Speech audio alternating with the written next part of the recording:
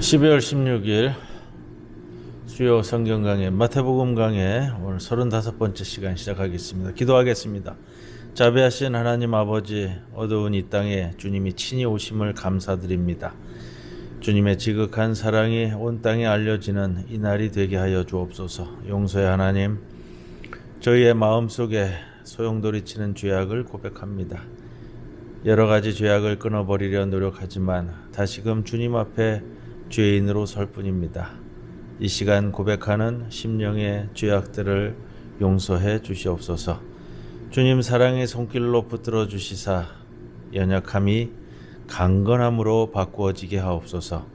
성탄절을 앞두고 우리가 준비되어야 할 것이 무엇인지를 깨닫게 하셔서 주님이 왜 이 땅에 오시는지와 성탄의 의미를 깨달아 주님께 찬양과 영광을 돌리는 성탄절을 준비할 수 있도록 이끌어 주옵소서. 얼마 남지 않은 이 해를 잘 마무리 짓게 인도하여 주시고 우리 자신을 진지하게 성찰하는 대림절 기간이 되게 하여 주옵소서. 예수님의 이름으로 기도드리옵나이다. 아멘. 찬송가 109장 찬송 드리겠습니다.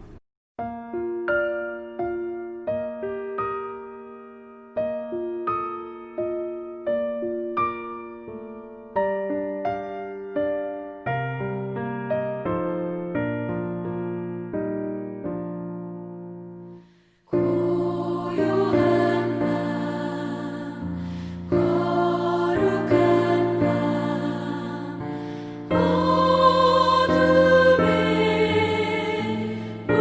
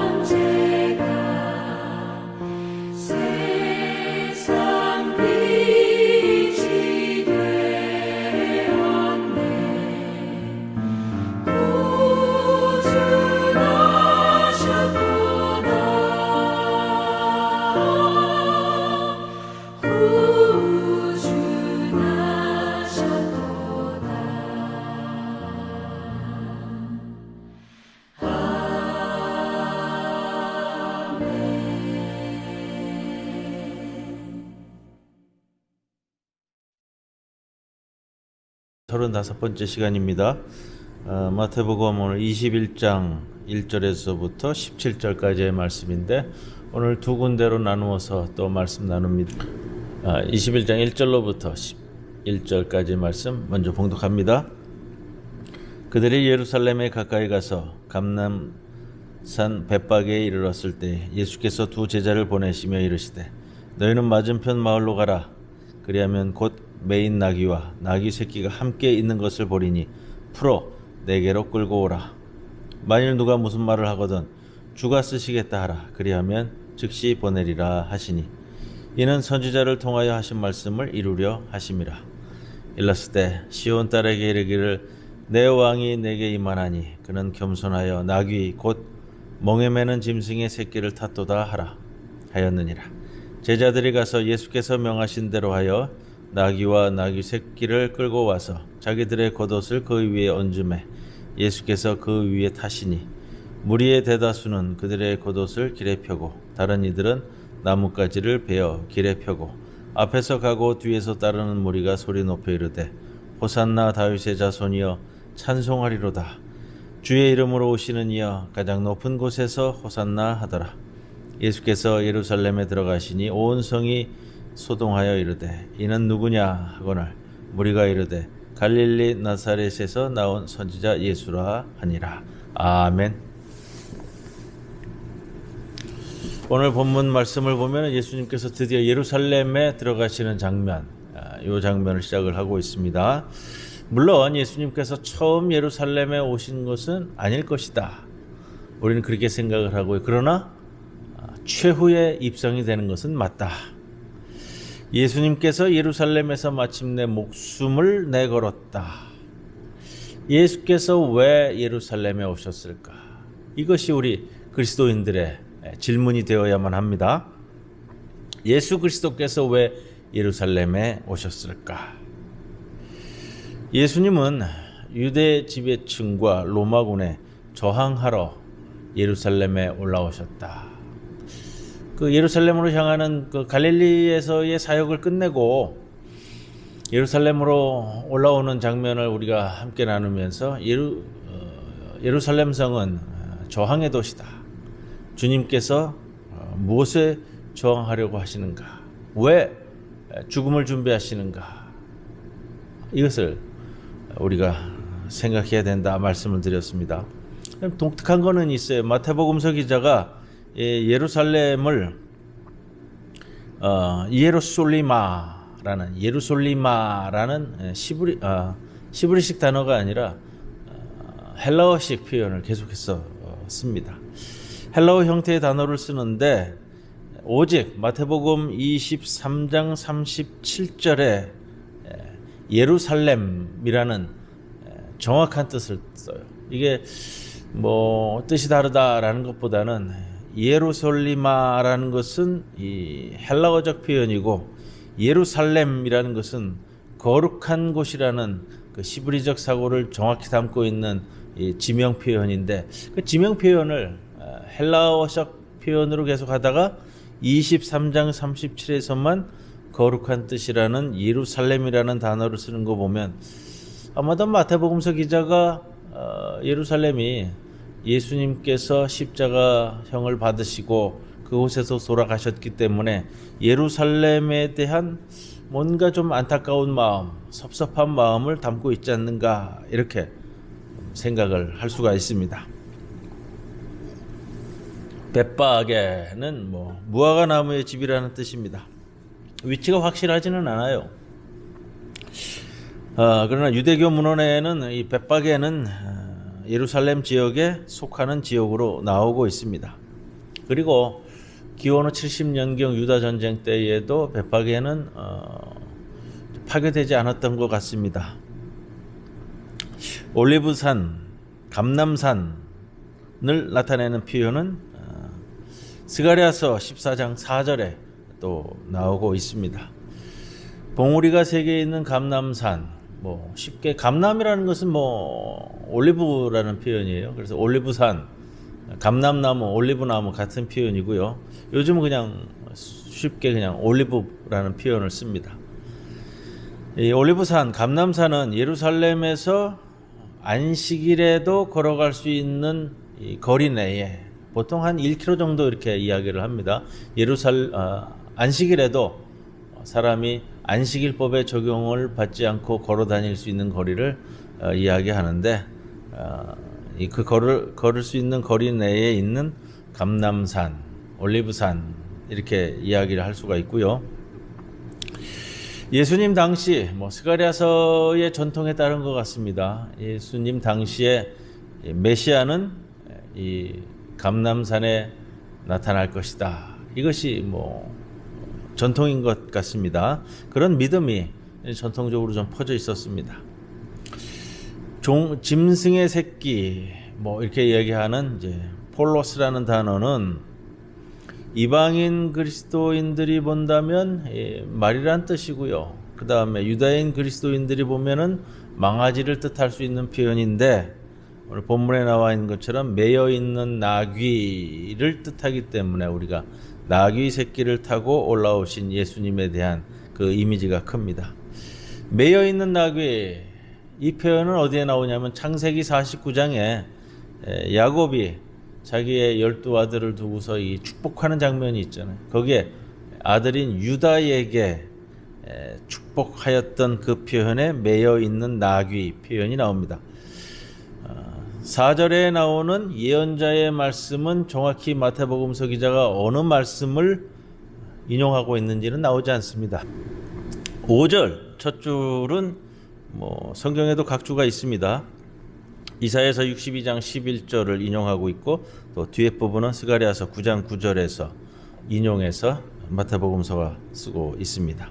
둘 다 5절에 나오는 시온 딸에게 이르기를 내 왕이 내게 임하나니 그는 겸손하여 낙이 곧 멍에 매는 짐승의 새끼를 탔도다. 이 표현 시온은 성전이 있는 언덕을 가리키지만 예루살렘 성전을 동일하게 가리키는 표현이기도 합니다. 둘 다 나귀 새끼도 그렇고요. 아마 이스라엘의 평화를 가져오는 구원자를 알리는 표현으로 쓰여지고 있고, 5절에서 겸손하여라는 표현을 우리가 좀 주목을 해야 됩니다. 겸손하여, 프라우스라는 이 헬라어 단어를 쓰는데, 겸손하여 부드럽다, 친근하다, 온화하다, 여러 가지 뜻을 온유하다 담고 있습니다. 가장 중요한 의미는 그겁니다. 평화와 비폭력, 평화와 비폭력을 상징하는 표현이 이 겸손하여다. 아마 우리말 번역에서는 다 담고 있지 못하는 것 같습니다만, 그래서 제가 좀 말씀을 드립니다. 시온의 딸이라는 것은 예루살렘 백성을, 예루살렘 시민들을 이야기할 때 흔히 인용되어지는 표현입니다. 나귀를 어떻게 탔을까? 말처럼 타지는 않은 것 같아요. 당시에 나귀를 타는 것은 한쪽 방향으로 이렇게 두 다리를 놓고서는 엉덩이를 걸치고서 탄 모습이 나귀 탄 모습이라고 이야기하더라고요. 중요한 것은 마태복음서 기자가 이 나귀를 타고 오는 예수님을 예루살렘 백성들이 메시아임으로 알아보도록 촉구하는 일이 중요한 표현이 아니었겠는가, 이렇게 볼 수가 있습니다. 마태복음서 기자가 이렇게 표현하고 있습니다. 8절에 무리의 대다수, 굉장히 많다라는 표현인데, 그래서 무리라는 표현을 쓰고 있고요. 원어에서는 그냥 많은 숫자가 이렇게 다루어지고 있는데, 실제적보다는 굉장히 많은 표현을 쓰고 있다, 이렇게 볼 수가 있는데, 조금 짚고 넘어가야 될 것이 있습니다. 이 많은 무리의 군중들은 예루살렘 군중을 표현하는 뜻이 아니고요. 여기에서는 마태복음서 기자는 예수님과 함께 순례하고자 예루살렘까지 온 갈릴리 사람들을 표현한다라는 것이 문장상으로 좀 맞습니다. 그래서 이제 뒷부분에 이제 이것이 비교가 되는데, 예루살렘 백성이 아니라 예수님과 함께, 우리가 20장에도 나옵니다. 많은 무리가 예수를 따르더라. 그 무리가 계속해서 따라 올라와서 순례 차원에서 6월절을 앞두고 있기 때문에요. 예루살렘 성에 순례차 들어오면서 예수님께 노래 부른 것, 이렇게 보는 것이 마태복음서 기자가 표현하는 것이 좀 정확하지 않을까 이렇게 생각을 합니다. 옷에다 기를 까는 것은 왕의 즉위식 때 백성들이 보여줬던 행동이고요. 그러면서 마태복음서 기자는 우리 예수님이 정치적으로도 메시아임을 알리는데 그 표현을 주저하지는 않고 있습니다. 가장 대표적인 게 종려나무 가지를 까서 까는 모습, 흔드는 모습, 이것은 전통적인 경배의 표시가 되고요.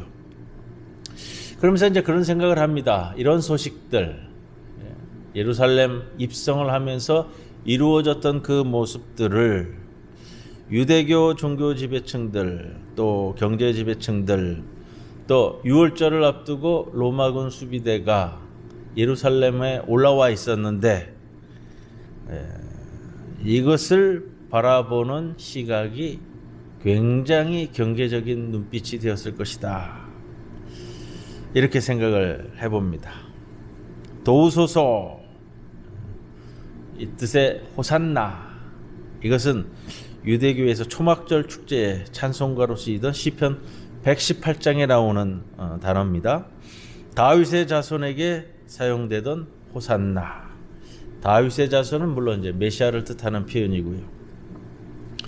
다윗의 자손이여, 이 표현은 물론 이제 다윗 왕이 찬란한 왕국을 세운 것처럼 그러한 왕국을 다시금 이곳에 세울 것이라는 그 기대감, 믿음 속에서의 찬양이라고 볼 수 있습니다.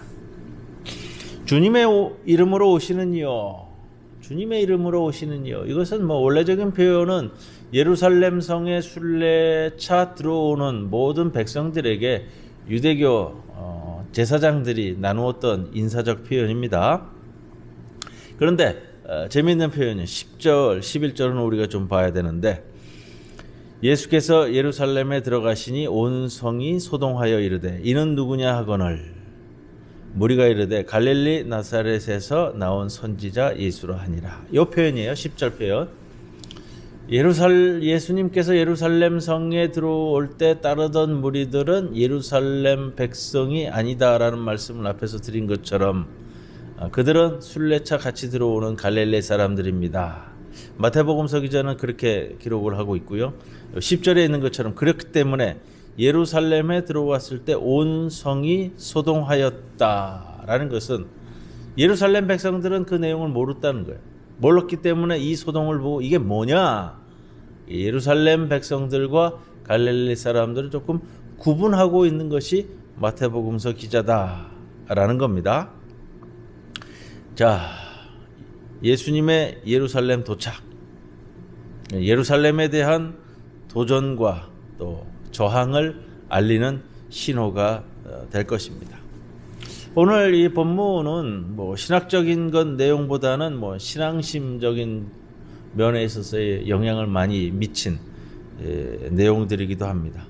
종려나무 가지가 등장을 하고요. 종려나무 가지는 우리가 성금요일 때, 성금요일이 아니라 제예수요일 때 우리가 그 이마에다가 제로 십자가를 그리잖아요. 이게 전통적이었는데 제수요일 때 쓰이던 이 제는 이 고난주간 요 첫날 예루살렘 입성 때에 흔들었던 이 종려나무 가지를 1년간 말려서 보존해서 그를 이제 불에 태워 가지고 그 제를 사용하는 겁니다. 그리고 오늘 요 본문도 대림절, 이게 지금 보면은 이제 고난주간 본문이 될 것처럼 보이지만 대림절 기간에도 마찬가지예요. 우리가 사순절 기간에도 나와 있는 것처럼 보라색을 대표 색깔로 쓰고 있고요. 사순절, 대림절 둘 다 이제 보라색을 쓰는 이유 중에 하나가 예수님의 이 땅에 오심. 사순절에는 예루살렘 성에서 이제 십자가에 달리실 예수님, 그 다음에 부활하실 예수님을 준비하는 것이고요. 대림절은 바로 그 큰 사명을 감당하기 위해서 이 땅에 오시는 예수님, 그 예수님을 맞이하는 계절이기 때문에 동일한 의미입니다. 그래서 보라색이 쓰입니다. 그래서 대림절 본문으로도 이 본문이 굉장히 기묘하게 쓰이는 본문이고요. 이 본문에 대해서 우리 개신교와 또 가톨릭과 그리스 정교회가 취하는 입장이 조금 다릅니다. 우리 개신교에서는 예수님의 겸손함, 나귀 새끼를 타고 오시고 그 비폭력과 평화의 심령을 가지고 들어오시는 예수님의 모습에 좀 강조점을 둔다면, 가톨릭과 이 정교회는 바로 이 모습을, 죄와 죽음을 이겨낼 예수님의 위대함을 찬송하는 본문으로 좀 많이 다룹니다. 그런 것들이 이제 좀 뭐라 그럴까요? 가톨릭과 정교회와 또 우리 개신교회가 접근하고 있는 방식이 조금 다른 것 같습니다. 여하튼 이 나귀 새끼를 타고 들어오신다, 겸손하여, 이 표현은 우리들에게 굉장히 중요한 표현으로 남고 있고요. 브라질의 까마라 주교는 그 기도문에서 이런 문장을 남겼습니다. 제가 당신의 나귀가 되게 해 주십시오. 우리가 해방신학자로 알고 있는 로메로 대주교는 또 이런 표현을 쓴 적이 있습니다. 저는 당신의 마이크입니다. 나귀 새끼를 타고는 예수님을 바라보면서 저는 그저 당신의 마이크일 뿐입니다. 사제로서요, 가톨릭 사제로서 소박하지만 얼마나 뜻깊은 기도 내용을 담고 있는가. 지난 봄인가요, 여름인가요? 하나님을 꼭 자기 비서 부리듯이 경고망동하는 그런 기도의 수준과는 다르다라는 것을 좀 볼 수가 있습니다. 예수의 예루살렘 입성, 그 누구처럼 군인을 앞세워 시청 앞을 행진하거나 탱크를 앞세워 한강 다리를 건너는 모습과는 전혀 다른, 거리가 먼 그런 모습입니다. 나귀에 탄 모습은 평화를 사랑하고 폭력을 거부하는 모습, 폭력을 문제 해결의 궁극적 수단으로 여기는 그런 세력들과 예수님은 전혀 다르다라는 것을 우리들에게 명확하게 보여주고 있습니다. 그리고 마지막에 말씀드렸던 10절과 11절에 나오는 것처럼 예루살렘 성에 같이 입성하였던 예수님의 갈릴리 사람들의 모습과 예루살렘 성 사람들은 분리가 되고 있다. 마태복음서는 그것을 조금 우리들에게 전해주고 있다라는 것을 좀 기억하셔야 될 것 같습니다. 자, 뒷부분 12절에서 17절 말씀 봉독하겠습니다. 예수께서 성전에 들어가사 성전 안에서 매매하는 모든 사람들을 내쫓으시며 돈 바꾸는 사람들의 상과 비둘기 파는 사람들의 의자를 둘러 엎으시고 그들에게 이르시되 기록된 바 내 집은 기도하는 집이라 일컬음을 받으리라 하였거늘 너희는 강도의 소굴을 만드는도다 하시니라. 맹인과 전원자들이 성전에서 예수께 나아오매 고쳐주시니 대제사장들과 서기관들이 예수께서 하시는 이상한 일과 또 성전에서 소리질러 호산나 다윗의 자손이여 하는 어린이들을 보고 노하여 예수께 말하되 그들이 하는 말을 듣느냐. 예수께서 이르시되 그렇다. 어린 아기와 젖먹이들의 입에서 나오는 찬미를 온전하게 하셨나이다 함을 너희가 읽어본 일이 없느냐 하시고 그들을 떠나 성 밖으로 베다니에 가서 거기서 유하시니라. 아멘.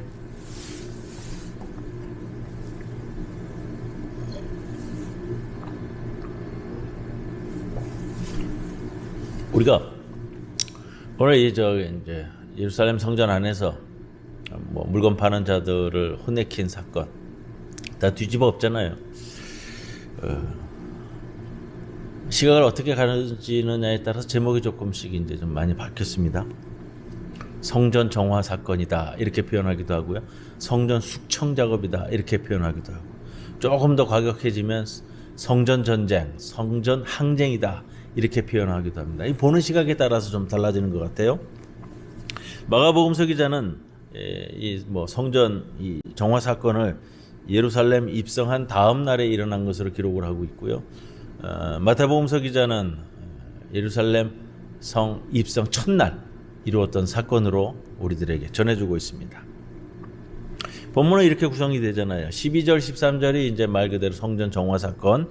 그다음 14절은 좀 독특하게 들어가 버렸어요. 14절에 맹인과 전원자들이 성전에서 예수께 나오매 고쳐 주셨다라는 치유 사건을 마태복음서 기자는 14절에 배치를 했습니다.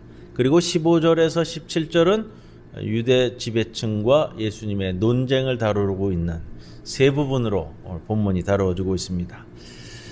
원문으로 사용하고 있는 마가복음 11장 15절에서 17절 말씀을 마태복음서 기자는 몇 군데에서 조금 손질을 했습니다. 이런 거예요. 성전뜰에서 물건 나르는 것을 금지하는 구절. 이건 마가복음에 나오는데 마태복음에서는 삭제되었고요. 또 마가복음에서는 유대교 지배층이 이를 통해서 예수님을 죽이려고 하는 모의를 하였다. 이것을 마태복음서도 좀 삭제를 했습니다. 그러나 덧붙여진 부분이 있어요. 14절에 있는 맹인들과 전원자들을 성전에서 고쳐주신 내용은 마태복음서 기자가 좀 추가를 했고 16절에 되어 있는 것처럼 읽어본 일이 있습니까? 없습니까? 라는 부분도 마태복음서 기자가 추가를 했습니다. 12절에 나오는 성전의 뜰은 이방인들의 마당을 가리킵니다. 그러니까 여기까지 이방인들도 여자들도 들어갈 수 있는 공간이었습니다. 여기서 성전 시장이 열려서 제사에 필요한 짐승을 사고 팔거나 성전에 헌금으로 낼 것을 이렇게 환전하는 장소였습니다. 성전 시장이라고 표현되어지는 이것은 원래는 순례객들의 편의를 위한 수단입니다. 왜 그러냐면 제사 드리기 위해서 양이나 소를 고향서부터 끌고 오다가는 다 탈이 나고 못 쓰게 되는 재물이 될 수 있잖아요. 흠이 너무 많아졌어요. 그래서 예루살렘에 와서 성전에 제사 드릴 수 있는 제물로 바꾸는 것, 매입을 하거나 이런 거. 그러니까 순례객들의 편의를 위해서 이루어지는 것이 바로 이제 성전 시장의 역할인데 이것이 이제 독점화되면서 예루살렘 지배층들, 특히 종교 지배층들의 돈벌이 수단으로 전락하게 되는 것이죠. 이 독점입니다. 환전은 이제 당시 로마의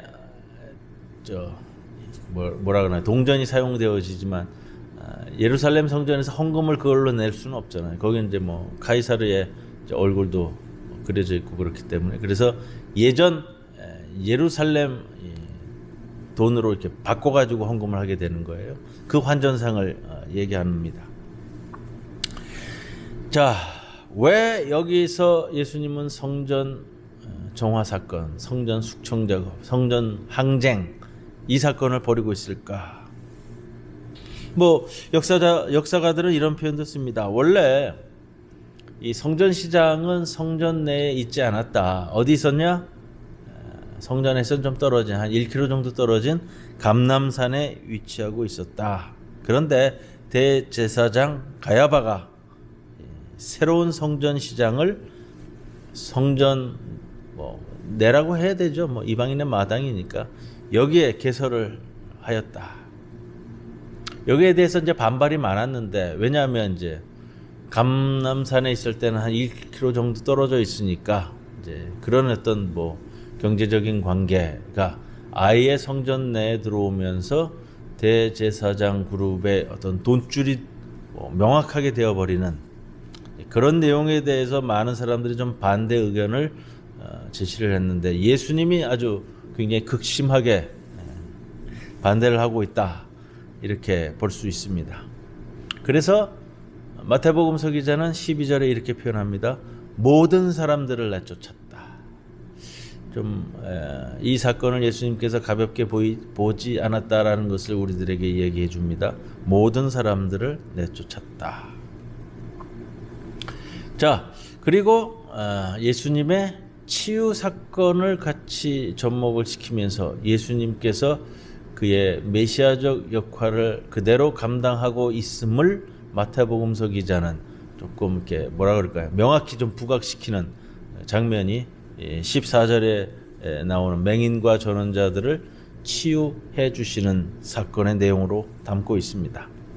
근데 원래 우리가 사무엘하 5장 8절 이하에도 나오지만 소경과 절름발이는 성전에 들어가지 못하는 걸로 되어 있고요. 이제 몸에 흠이 있는 자들은 성전에 들어가지 못하게 되어 있는데, 그러나 요한복음서 9장 이하나 사도행전 3장 1절 이하에 보면은 장애인들과 거지들이 성전에 자리 잡았다. 이 시대에는 그것을 좀 살펴볼 수 있습니다. 성전 정화 사건, 결과적으로는 예수님이 십자가형을 받는 것에 가장 큰 원인으로 작용한 것으로 우리는 볼 수가 있습니다. 이 성전 정화 사건이 과연 어떤 의미를 담고 있느냐, 여러 가지 해석이 가능한데, 첫째는 예수님이 메시아임을 보이기 위한 정치적인 행동이었다, 이렇게 이야기하기도 합니다. 근데 예수님의 전체적인 활동 상황을 살펴본다면은 조금 해석하기가 좀 너무 무리되어지는 모습이고요. 두 번째는 예언자적 상징 행위로 이 성전 정화 사건을 보는 의견이 있습니다. 그런데 이 성전 마당이 굉장히 넓었거든요. 축구장 크기 정도 되기 때문에 예수님 혼자 이 모든 상인들을 추방했다고 볼 수 있을까? 또 성전 내에는 소위 얘기하는 이게 질서 유지하는 성전 경찰이 있었는데, 이 성전 경찰이 예수님을 그냥 두었을까? 또 실제로 장사하고 있는 이 상인들에게 예수님이 봉변을 당하지는 않았을까? 그런 생각이 듭니다. 또 세 번째로 이 성전 정화 사건은 참된 제사를 세우기 위한 행위다, 이렇게 보는 의견도 있습니다. 이 관점에서 이 사건을 성전 정화 사건이라고 명칭을 부르는 것이 선호됩니다. 그러나 이 이방인 마당은요, 실제로는 거룩한 구역은 아니었고요. 이방인들까지 또 여자들까지도 출입이 가능한 지역이었기 때문에 그렇고요. 그러나 예수님의 행동 자체는 제사를 방해하는 행위가 맞습니다. 네 번째로 성전의 몰락을 상징한다, 이렇게 해석하기도 합니다. 다섯 번째는 유대교 지배층의 경제 활동을 반대하는 상징적 행위. 이게 실제적으로 종교 지도자들의 돈줄을 끊어버리는 그런 행동이었기 때문에 결국은 이것이 예수님의 죽음을 부추기는 큰 원인이 아니었느냐. 그렇게 본다면은 이 사건은 성전 정화의 사건을 넘어서 성전 항쟁의 사건이다, 이렇게 이야기할 수 있습니다. 예수님은 얼마나 이 성전의 모습을 보면서 괴로웠을까? 조국 이스라엘이 다른 나라의 식민 지배에 시달리는 모습, 또 거기에다가 또 종교 지배층, 경제 지배층들은 그것을 빌미로 해서 백성들을 수탈한 모습. 예수님께서 절대로 정치적인 활동을 하지 않았다라고 주장하는 사람들은 예수님의 이러한 좀 고뇌를 생각해 보아야만 합니다. 로마군에 빌붙어서 경제적 이익에 매달리던 유대교 지배층들이 예수님 보시기에 얼마나 미웠을까? 그저 점잖은 토론만으로, 선포만으로 끝나는 것이 아니라 오늘 이 본문처럼 정말로 그 상인들을, 또 지배층들을 멱살을 잡고 뺨을 후려칠 정도의 그런 마음이 아니었을까. 그러나 본문을 보면은 이제 이렇게 생각해 볼 수는 있어요. 예수님은 평화와 비폭력으로 입성하셨고 또 늘 그것을 말씀하셨기 때문에 주석서를 보다가 재미있는 표현이, 예수님이 그래도 여기서는 대인 폭력을 한 것이 아니라 대물 폭력만 하였다. 물건을 상대로 한 것만 하고 마감했다. 이렇게 해석을 하더라고요. 좀 우리가 눈여겨볼 표현이기도 합니다. 그러면서 이제 그런 생각을 들어요. 교회나 종교단체가 사업주로서 또 고용주로서 있는 그런 상황들이 요즘 많잖아요. 자, 교회 내 세력들은 과연 누구를 편들고 어떻게 행동하는가? 쉽게 말하면 교회가 고용주가 될 때에 그 모습은 개인이나 기업체의 모습과는 과연 다른가? 우리가 미디어를 통해서 그런 이야기들을 참 자주 듣습니다. 교회도 좀 방대하다 보니까 교회가 노동자들을 고용하는 고용주가 되는 경우도 있는데, 또 교회가 운영하는 사업체나 여러 가지들이 있는데, 그러한 관계성 속에서 교회는 어떤 입장을 취하고 있는가?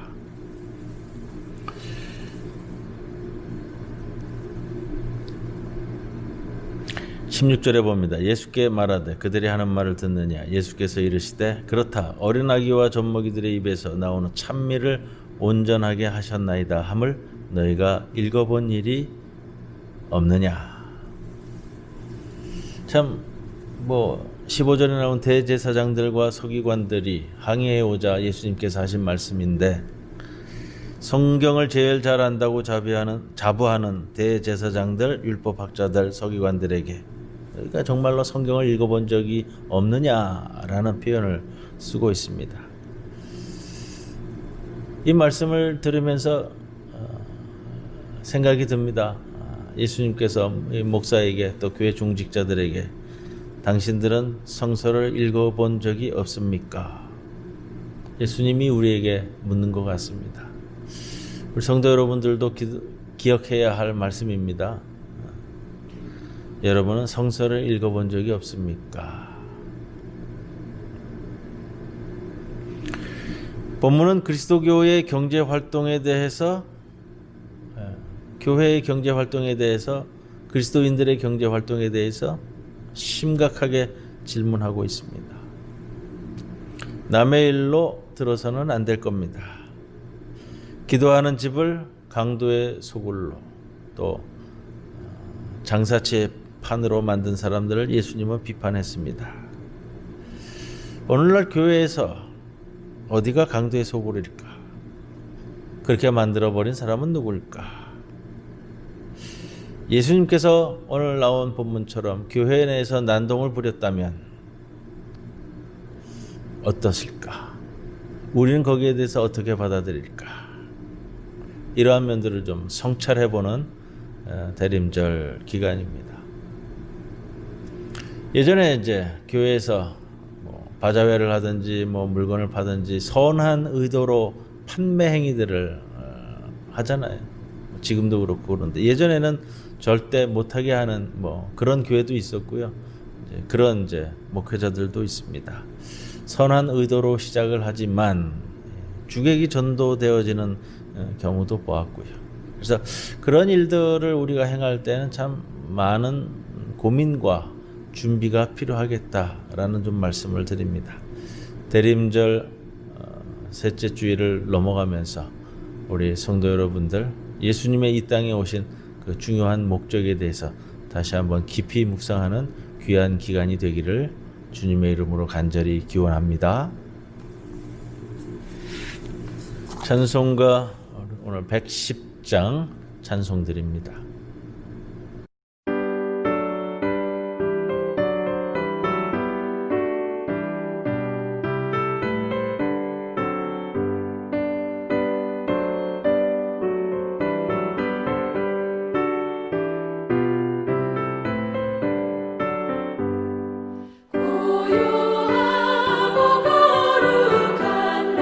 구주 예수 나셨다.